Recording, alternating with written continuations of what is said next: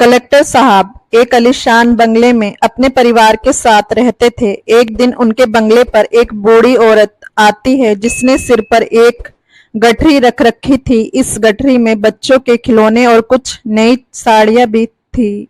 वो गेट पर खड़े होकर गार्ड से बोलती है कि मुझे अंदर जाना है, तो गार्ड उन्हें अंदर जाने से रोकता है और पूछता है कि आपका यहाँ क्या काम है और किससे मिलना चाहती हो।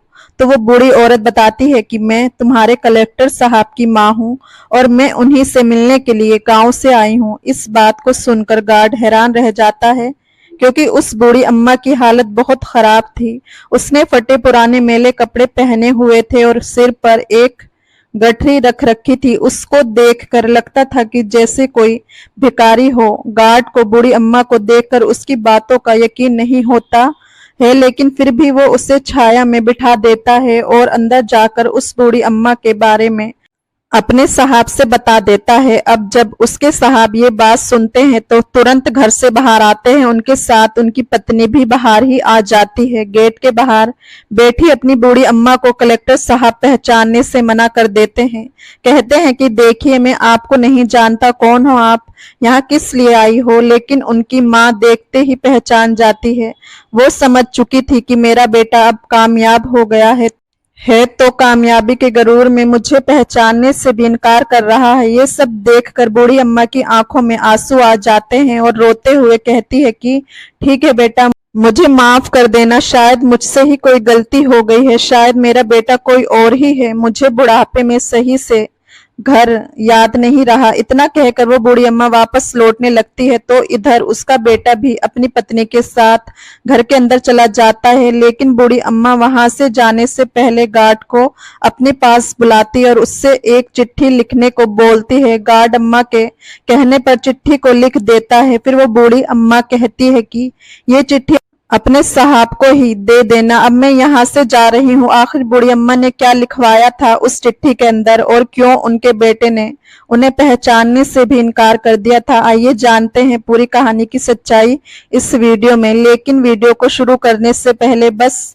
सभी से एक ही निवेदन है कि आप इस वीडियो को एक लाइक कर दीजिए और चैनल को भी सब्सक्राइब कर लीजिए। अब चलते हैं कहानी के शुरुआत में। दोस्तों, ये कहानी बिहार की है। बिहार में एक पति पत्नी रहा करते थे। पति का नाम मोहनलाल होता है और उनकी पत्नी का नाम निर्मला देवी होता है। उनकी शादी को 8-10 साल हो चुके हैं, लेकिन अभी तक उन्हें बच्चे की खुशी नसीब नहीं हुई थी। वो लोग बहुत परेशान हो जाते हैं। जहां कोई बता दिया करता, उसी डॉक्टर से अपना इलाज कराया करते थे और जिस मंदिर जाने के लिए कोई बोल देता, हर जगह जाकर अपनी संतान के लिए मिन्नतें किया करते थे। इसी आशा में कुछ समय और बीत गया और कुछ टाइम के बाद निर्मला देवी को पता चलता है कि वो गर्भवती है। ये खबर वो अपने पति मोहनलाल को भी सुनाती है। ये खबर सुनते ही मोहनलाल और उनकी पत्नी खुशी के मारे झूमने लगते हैं। मोहनलाल लंबे समय से संतान न होने की चिंता में डूबा रहता था और शराब भी पीने लगा था। लेकिन जब खबर मिलती है कि उसके घर में भी बच्चे का जन्म होने वाला है तो वो फिर खुशी के मारे और भी ज्यादा शराब पीना शुरू कर देता है और धीरे धीरे उसकी पत्नी की डिलीवरी का समय भी करीब आ जाता है। लेकिन डिलीवरी का समय जैसे जैसे करीब आ रहा था तो मोहनलाल को भी पता चलता है कि ज्यादा शराब पीने की वजह से उसका लीवर खराब हो चुका है, जिस वजह से 2-3 महीने के अंदर अंदर ही उसकी मौत हो जाएगी, क्योंकि इस बीमारी का इलाज वो करा नहीं सकता था। गरीब लोग थे, इतना पैसा रुपया उसके पास नहीं था। अब इस बीमारी के चलते वो बहुत ज्यादा परेशान रहता है, अंदर ही अंदर घुट घुट कर रहने लगता है, लेकिन अपनी पत्नी को इस बारे में भनक भी नहीं लगने देता। अब डिलीवरी का समय भी आ जाता है और मोहनलाल की पत्नी निर्मला एक फूल से लड़के को जन्म देती है। लड़के की पैदाइश को लेकर घर में खुशी का माहौल बन जाता है। इधर मोहनलाल अपनी बीमारी को लेकर परेशान था, लेकिन सोचता है कि चलो कोई बात नहीं है, मुझे एक औलाद तो नसीब हो गई, इससे मेरा वंश तो चलता ही रहेगा। अब वो इस खुशी के अवसर पर और भी अधिक शराब का सेवन करने लगता है। अब शराब का अधिक सेवन करने से उनकी बीमारी अपनी और भी तेज रफ्तार पकड़ लेती है और इसी कारण एक दिन उनकी अचानक मौत हो जाती है। अब घर दो माहौल में तब्दील हो जाता है, जिनमें एक खुशी का होता है तो दूसरी तरफ गम का माहौल बन जाता है। निर्मला को एक बेटा नसीब हुआ था, लेकिन साथ ही साथ उसके पति की भी मृत्यु हो गई थी।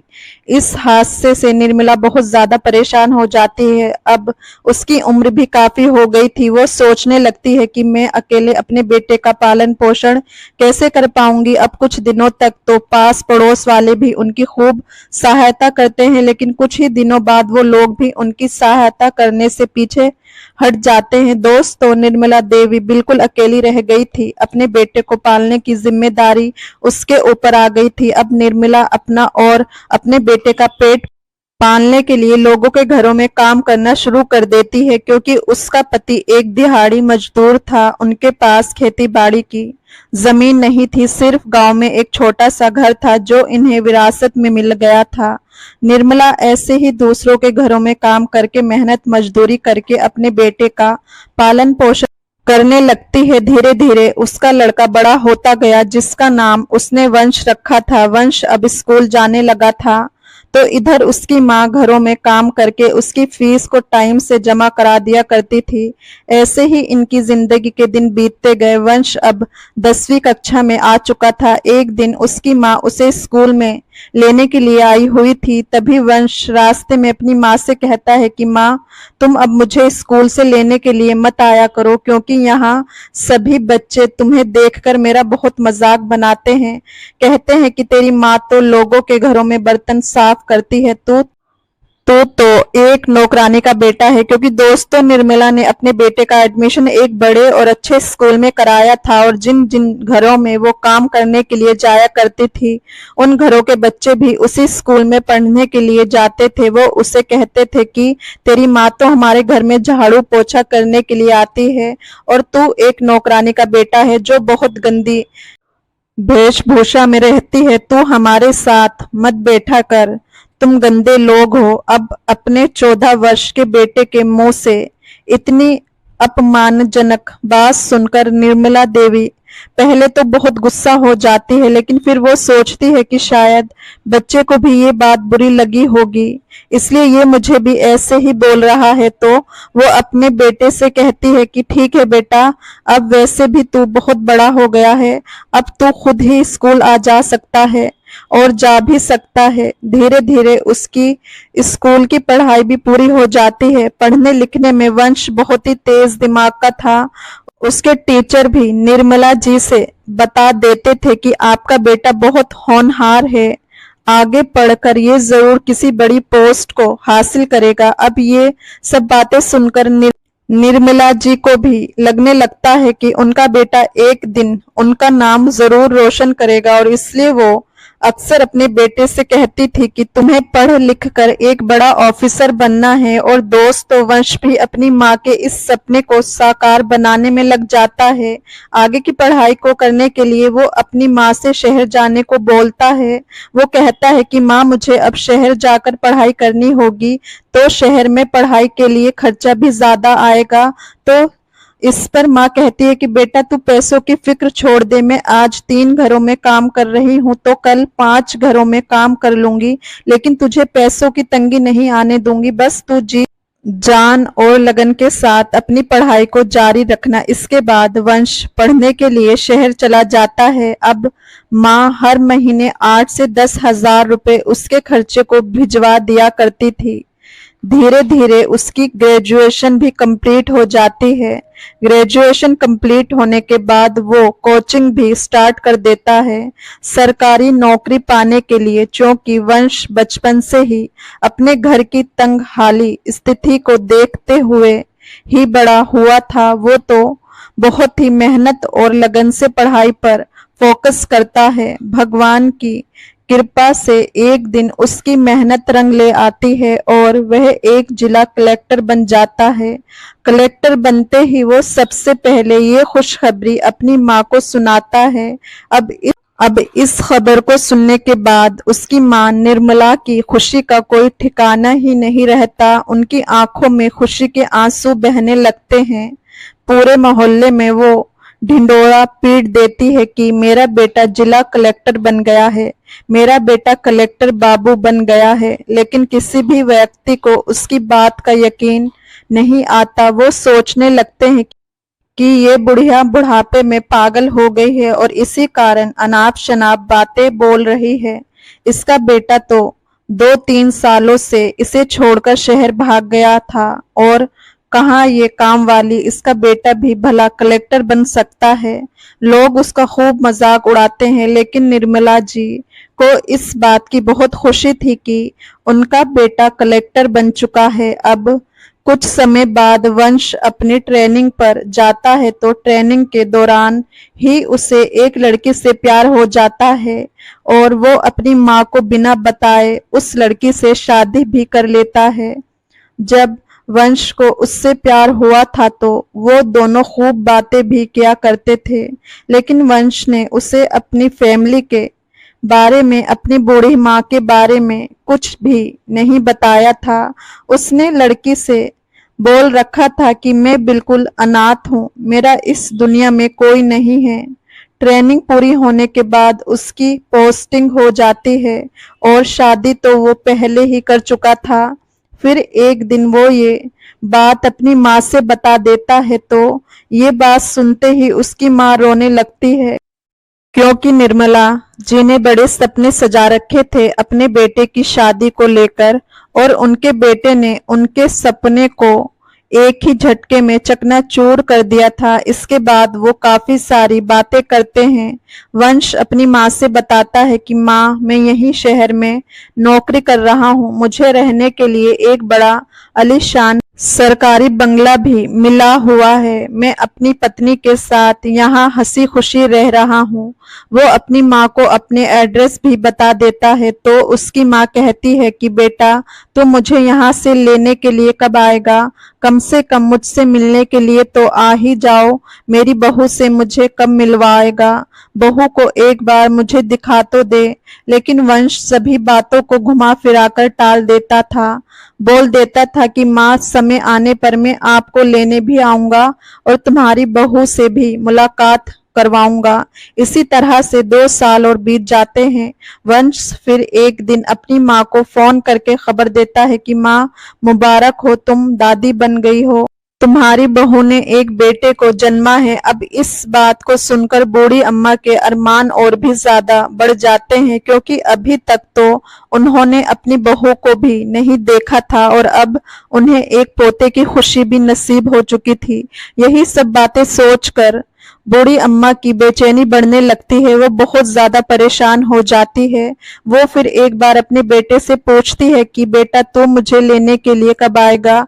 यहाँ सब लोग मेरा मजाक बनाते हैं, कहते हैं बुढ़िया बुढ़ापे में सठिया गई है और पागल हो गई है, जो खामा खां सभी से कहती रहती है कि मेरा बेटा कलेक्टर बन गया है। अगर वो इतना बड़ा ही कलेक्टर होता तो इसको ना जाने कब का यहाँ से अपने साथ ले गया होता, लेकिन इस पागल को कौन समझाए। लेकिन वंश फिर से बात को टाल देता है, कहता है कि समय आने पर मैं सबके मुंह अपने आप बंद कर दूंगा।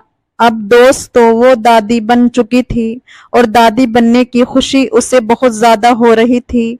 तो निर्मला जी के पास कुछ पैसे इकट्ठा थे। वो उन पैसों को लेकर खुद ही अपने बेटे से मिलने के लिए निकल पड़ती है। जो एड्रेस उसके बेटे ने बताया था उसे वो याद था। पहले तो वो मार्केट में से अपनी बहू को देने के लिए साड़ी खरीदती है और पोते के लिए खिलौने खरीदती है, साथ में कुछ मिठाइयाँ भी ले लेती है। सभी सामान की एक गठरी बनाकर अपने सिर पर रख लेती है।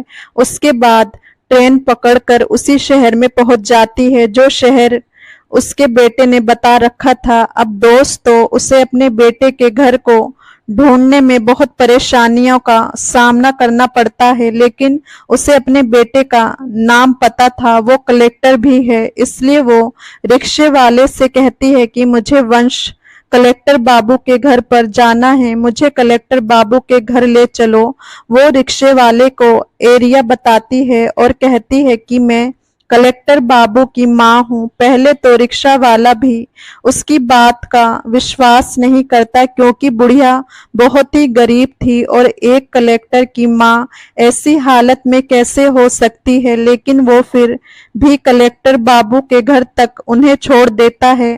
कहता है कि अम्मा अब उतर जाइए, ये उन्हीं कलेक्टर का घर है जिनसे आप मिलना चाहती थी। उनका नाम भी यहाँ बाहर दीवार प्लेट पर लिखा हुआ है। अब निर्मला जी जैसे ही गेट के अंदर घुसने की कोशिश करती हैं तो बाहर खड़ा गार्ड उन्हें रोक लेता है।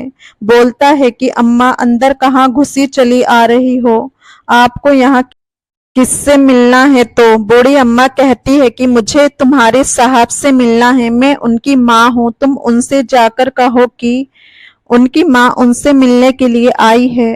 पहले तो गार्ड को भी यकीन नहीं आता, लेकिन वो सोचता है कि हो भी सकता है कि शायद ये उनकी माँ ही हो। तो गार्ड घर के अंदर जाता है। शाम का समय था, दोनों पति पत्नी एक साथ ही बैठे हुए थे। तो गार्ड कहता है कि साहब, बाहर एक बूढ़ी औरत आई हुई है, वो आपको अपना बेटा बता रही है और आपसे अभी मिलना चाहती है। अब इस बात को सुनने के बाद वंश की पत्नी कहती है कि आपने तो मुझसे बताया था कि आप अनाथ हो और आपका इस दुनिया में कोई नहीं, तो फिर ये तुम्हारी माँ कहाँ से चली आई? तो वंश कहता है कि मेरी कोई माँ नहीं है, आओ चलकर देखते हैं कौन आया है। अब दोनों पति पत्नी बाहर जाते हैं तो वंश की पत्नी वहीं खड़ी हुई थी। निर्मला जी अपने बेटे को देखते ही खुश हो जाती है। कहती है कि बेटा,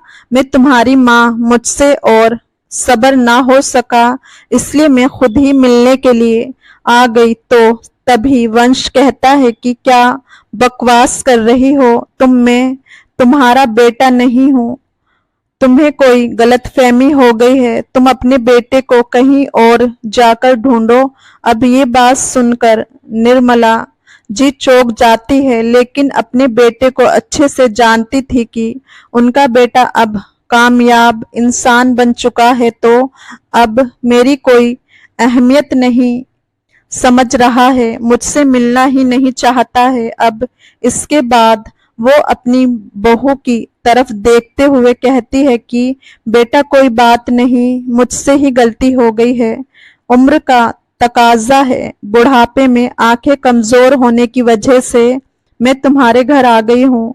अब वंश अपनी पत्नी को लेकर अपने घर के अंदर चला जाता है। इधर बूढ़ी अम्मा गार्ड को अपने पास बुलाती है और उससे कहती है कि बेटा, क्या तुम मेरे लिए एक चिट्ठी लिख सकते हो? तो गार्ड कहता है ठीक है अम्मा, मैं लिख दूंगा, बताइए क्या लिखूं चिट्ठी में? तो बूढ़ी अम्मा उससे एक चिट्ठी लिखवाती है और कहती है कि जब मेरा बेटा बाहर आए तो उन्हें चुपके से ये चिट्ठी दे देना और अगर मेरे बारे में कुछ पूछेगा तो बोल देना कि माँ जहाँ से आई थी वहीं वापस चली गई है। अब गार्ड चिट्ठी को लेकर अपने पास रख लेता है, लेकिन गार्ड भी अंदर ही अंदर बहुत परेशान था कि आखिर इस महिला ने चिट्ठी में ऐसी ऐसी बातें क्यों लिखवाई हैं, क्योंकि उस बूढ़ी अम्मा ने जो बातें उस चिट्ठी में लिखवाई थी उन्हें लिखने के बाद गार्ड भी बहुत हैरान परेशान रह जाता है। तभी कुछ देर बाद कलेक्टर बाबू बाहर आते हैं और गार्ड से पूछते हैं कि मेरी माँ कहाँ चली गई है? तो गार्ड उन्हें चिट्ठी देते हुए कहता है कि आपकी माँ वही चली गई है जहां से वो आई थी। अब वंश उस चिट्ठी को अपनी जेब में रख लेता है और घर के अंदर चला जाता है। वो घर के किसी काम में व्यस्त हो जाता है और चिट्ठी को पढ़ना भूल जाता है। रात में उन कपड़ों को भी चेंज करके नाइट ड्रेस पहन लेता है। अब वंश की पत्नी उन कपड़ों को उठाकर रख ही रही थी कि तभी वो चिट्ठी जेब से निकलकर नीचे गिर जाती है। वंश के सामने ही वो चिट्ठी नीचे गिरती है तो वंश को भी याद आता है कि ये तो माँ की चिट्ठी है जो मैं पढ़ना ही भूल गया हूँ। चिट्ठी को देखकर उसके चेहरे का रंग फीका पड़ने लगता है। वंश की पत्नी चिट्ठी को उठाकर पढ़ने लगती है। चिट्ठी पढ़ने के बाद वंश की पत्नी की आंखों में आंसू आ जाते हैं। इसके बाद वो अपने पति की तरफ देखते हुए कहती है कि आखिर तुम इतने पढ़े लिखे इंसान हो, इतनी घटिया हरकत अपनी माँ से कैसे कर सकते हो। एक वो माँ है जिसने तुम्हें इतनी कठिनाइयों के बीच पढ़ा लिखवा कर इस काबिल बनाया है, और आज तुमने इस सब का ये सिला दिया कि उन्हें पहचानने से ही इनकार कर दिया। ये बात सुनकर वो अपनी पत्नी से कहता है कि मुझे माफ कर दो, मुझसे जाने अनजाने में बहुत बड़ी गलती हुई है।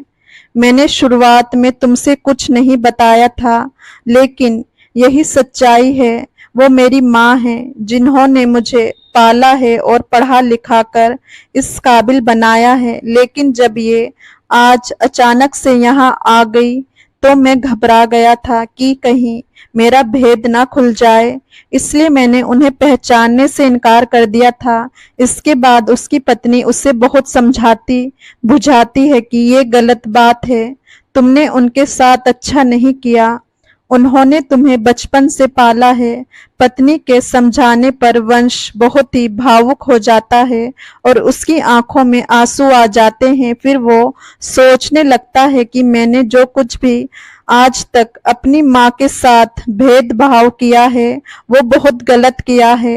वो फैसला करता है कि सुबह सवेरे ही अपनी पत्नी और बेटे को लेकर गांव जाएगा, अपनी माँ से माफी मांग कर उन्हें भी अपने साथ लेकर आएगा। दोस्तों, आप भी सोच रहे होंगे कि आखिर बूढ़ी अम्मा ने उस चिट्ठी में ऐसा क्या लिखवाया था। दोस्तों, उस चिट्ठी में बूढ़ी अम्मा ने लिखवाया था कि बेटा, मैंने तुझे पाल पोस कर इसलिए बड़ा नहीं किया था कि एक दिन तू मुझे ही भूल जाएगा और पहचानने से भी इनकार करेगा, लेकिन मैं समझ चुकी हूँ कि तुम अब बहुत बड़े आदमी बन गए हो और तुम्हें अब मेरी कोई जरूरत नहीं है। तुम्हारा अपना एक परिवार है, तो मैं दुआ करती हूँ कि तुम हमेशा खुश रहो और दुआ करती हूँ कि आगे चलकर तुम्हारा बेटा तुम्हें पहचानने से इनकार ना करे।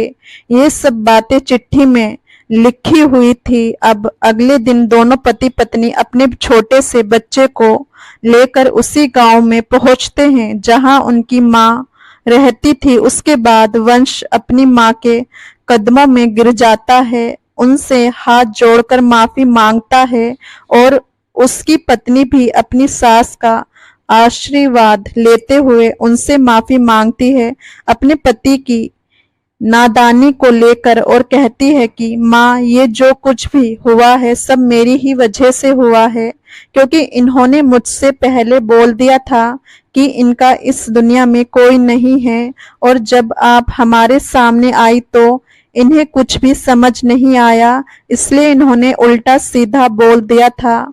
लेकिन पूरी रात ये यही बात को सोच सोच कर रोते रहे। इन्हें अपने किए पर बहुत पछतावा है, आप इन्हें माफ कर दीजिए। इसके बाद माँ की ममता भी जाग जाती है। वो अपने बेटे को गले से लगा लेती है और अपने पोते को गोद में उठा लेती है और इसके बाद पूरे मोहल्ले में कहती है कि देखो, आज मेरा बेटा वापस मुझे लेने के लिए आ गया है, जो कि एक कलेक्टर भी बन गया है। अब ये सब देखकर सभी मोहल्ले वाले चौंक जाते हैं और सोचने लगते हैं कि ये बुढ़िया सच ही कहती थी कि इसका बेटा तो एक जिला कलेक्टर है। अब इसके बाद कलेक्टर साहब अपनी माँ को अपने साथ लेकर शहर आ जाते हैं और अपने घर में ही रखकर उनकी बहुत अच्छे से देखभाल करते हैं। उनकी पत्नी भी निर्मला जी के साथ बहुत अच्छा व्यवहार रखती थी और निर्मला जी पूरे दिन अपने पोते के साथ खेलते हुए खुश रहा करती थी। तो दोस्तों, ये थी आज की कहानी जिसमें कलेक्टर साहब ने अपनी माँ को ही पहचानने से इनकार कर दिया था, जबकि माँ ने उन्हें बहुत ही मेहनत से पाला था।